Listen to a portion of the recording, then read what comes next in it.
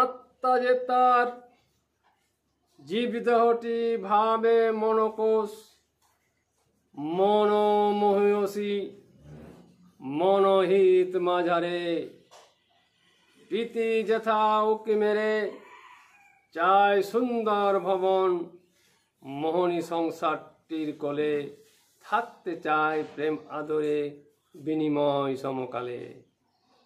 আত্মা যে তার রূপরেখাটি রেখেছে মনকালে ইন্দ্রিয় দেহের মনকালে থাকে অন্তরালে।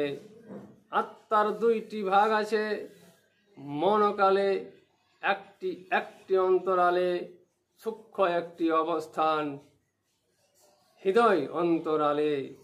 স্পর্শ ছুঁয়ে থাকে আবার একটি ছুতে চায় সূক্ষ্ম অবস্থানে। আত্মা তো তারে বলে ছুঁয়ে থাকে সূক্ষ্মকাল সর্বসমকালে।